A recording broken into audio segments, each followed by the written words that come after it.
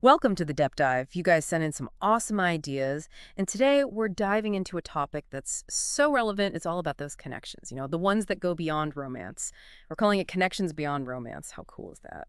It's a really interesting area to explore. We tend to put romantic love on a pedestal, Hmm. but honestly, human connection, it's way more multifaceted than that. Totally. And the research you sent backs that up. We're talking about potential episodes on everything from like the core of friendship to how families work when love isn't, well, the center of it all. Even workplace relationships, those are tricky. Right, and that's the thing. The research really highlights how valuable all these different connections are. Right. As humans, we're wired to connect, and these relationships, whether it's a close friend from way back or just that sense of camaraderie you get with colleagues, they fulfill us in ways romantic relationships just sometimes don't. It's so true.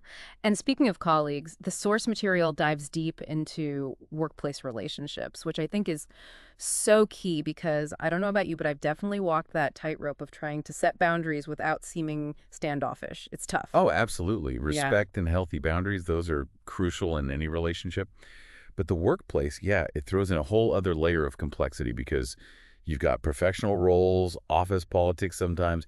It's a delicate dance. Totally. And it's not just colleagues, right? Your research goes into co-parenting, community connections, even the science of how our brains react to different people. It was saying something about how, like, our neural pathways light up differently when we're with friends versus family, which I thought was wild. Yeah.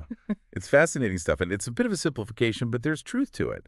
There was this one study that found hanging out with friends can actually lower your stress hormones even more than spending time with family. Now, this doesn't mean family isn't important at all, but it shows how our brains kind of categorize and value these different bonds in unique ways.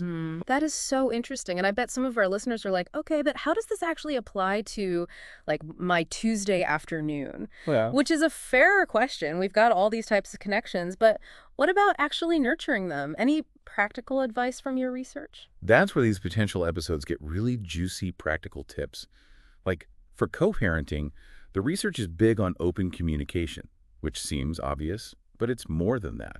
It's about setting aside those personal differences for the sake of the kid, which is easier said than done, right? They even talked about bringing in like experts or sharing stories from co-parents who are making it work, which I thought was a great idea. Me too.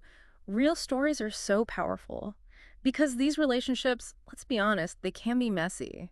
And your source material gets that. It doesn't shy away from the tough stuff. Like, how do you set those healthy boundaries at work without looking like you're not a team player? Exactly. And the takeaway there, it seemed like, was being upfront, letting people know what you need and expect. Also, getting to know your workplace culture, what's acceptable, what's not. Sometimes the answers are right there in the company handbook. So true. You know what else I loved? The whole idea of challenging the societal norms. Why is romantic love like the ultimate prize? Seeing it redefined like this is refreshing. It's about recognizing that a fulfilling life can include all kinds of relationships. Yeah. You don't need just one to be happy, right? It's about appreciating all those connections for how they enrich your life, each in their own way. 100%. This deep dive, it's been so eye-opening. What really hit me is how much emphasis there is on being intentional. Like, these relationships, we can't just expect them to magically thrive. We have to actively nurture the connections we value. You've got it. These connections, these non-romantic relationships, they're not just some sideshow. They're fundamental to who we are and how we interact with the world. Perfectly said. So, listeners, we want to hear from you. What really resonated today? What connection in your life are you feeling grateful for right now? Hold on to that feeling. And until next time, keep diving deep, everybody.